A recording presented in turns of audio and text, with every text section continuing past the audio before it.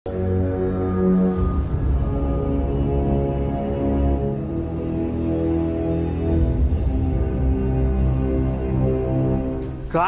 6 గ్యారంటీలో మరో 2 స్కీమ్ ప్రజలకు చేరబోతున్నాయి. 200 యూనిట్ల ఉచిత కరెంటు, 500 రూపాయలకి గ్యాస్ సిలిండర్ అమలుపై సర్కారు కసరత్తు చేస్తోంది. 8న ప్రారంభమయ్యే అసెంబ్లీ బడ్జెట్ సమావేశాల్లో 2 గ్యారంటీల అమలు ప్రకటన రానుంది. ఈ నేపథ్యంలోనే ఈ పథకాల అర్హుల ఎంపిక ప్రారంభించారు సంబంధిత శాఖల అధికారులు. అయితే ఈ స్కీమ్ కు వైట్ రేషన్ కార్డు ప్రామాణికంగా తీసుకునే ఆలోచనలో ఉన్నట్లు తెలుస్తోంది. దీనిపై అధికారులు యుద్ధ ప్రాతిపదికన సమాచారాన్ని సేకరిస్తున్నారు. పేదలకు 200 యూనిట్ల వరకు ఉచిత కరెంట్ పై విద్యుత్ శాఖ, 500కు గ్యాస్ సిలిండర్ పంపిణీ చేసే ప్రక్రియపై పౌర సరఫరాల శాఖ విధి విధానాలు రూపొందిస్తున్నాయి. ఇప్పటికే ప్రజాపాలనలో భాగంగా ప్రజల నుంచి దరఖాస్తులు అందినప్పటికీ నేరుగా వినియోగదారుల నుంచి అర్హత సంబంధించిన పత్రాలు తీసుకోవాలని ఆయా శాఖలు భావిస్తున్నాయి. రాష్ట్రంలో 1,28,00,000 డొమెస్టిక్ గ్యాస్ కనెక్షన్లు ఉండగా 1,23,00,000 గృహ సంబంధ కరెంటు కనెక్షన్లు ఉన్నాయి. ఈ పథకాలకు రేషన్ కార్డును ప్రామాణికంగా తీసుకొనున్నారు.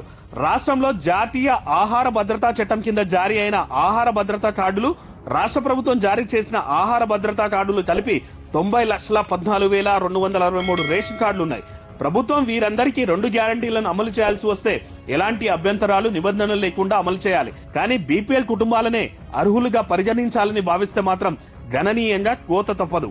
ఈ పరిస్థితుల్లో లబ్ధిదారుడు ఆర్థిక, సామాజిక స్థితిగతులను కూడా పరిగణలోకి తీసుకుని 2 గ్యారంటీలను అమలు చేసే అవకాశం ఉందని సమాచారం.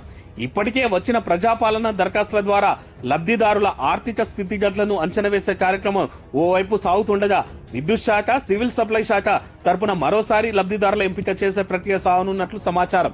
ఇక గ్యాస్ సిలిండర్ పథకానికి సంబంధించి సిలిండర్ బుక్ చేసినప్పుడు డెలివరీ కోసం వచ్చిన వ్యక్తి ద్వారా లబ్ధిదారులను ఎంపిక చేయాలని నిర్ణయించినట్లు సమాచారం. కేవైసీ తరహాలో లబ్ధిదారుల వివరాలను సేకరించడంతో పాటు గ్యాస్ సిలిండర్, ఆధార్ కార్డు నెంబర్లను తీసుకుంటారు. వీటితో పాటు ఆర్థిక స్తోమతను అంచనా వేయడానికి కుటుంబ వివరాలను కూడా తీసుకునే అవకాశం ఉందని సమాచారం.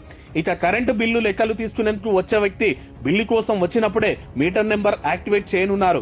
ఆ బిల్లు ఇంటి యజమాని Aadhaar, ration card, phone number, ఇతర వివరాలు ఎంట్రీ చేసే కార్యక్రమం కొనసాగనుంది. ఒకవేళ ఇంటి యజమాని కాకుండా అద్దెకు ఉన్న వ్యక్తులు కరెంటు బిల్లులు చెల్లిస్తున్నట్టయితే ఆ కిరాయిదారు పేరు మీద మీటర్ను యాక్టివేట్ చేస్తారు.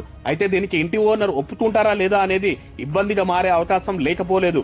రేషన్ కార్డు లేని వారి నుంచి వివరాలు తీసుకోరని తెలుస్తోంది. విద్యుత్ శాఖ, సివిల్ సప్లై శాఖ అధికారుల వివరాలతో పాటు ప్రజాపాలన కింద వచ్చిన దరఖాస్తుల్లోని వివరాలు కూడా పరిశీలించి ప్రభుత్వం అర్హులను ఎంపిక చేయనుంది. ఉచిత విద్యుత్ పథకానికి ఏటా 4,000 కోట్లు వెచ్చించాల్సి ఉంటుందని ప్రభుత్వం అంచనా వేసినట్టు తెలుస్తోంది. అటు ఫ్యామిలీకి ఏడాదికి 6 సిలిండర్లు వచ్చేలా ప్రభుత్వం ఆలోచిస్తున్నట్టు సమాచారం. ఇలా చేసిన రేషన్ కార్డుల లెక్క ప్రకారం ఏడాదికి 3,245 కోట్లు సబ్సిడీ రూపంలో వెచ్చించాల్సి వస్తుందని అంచనా.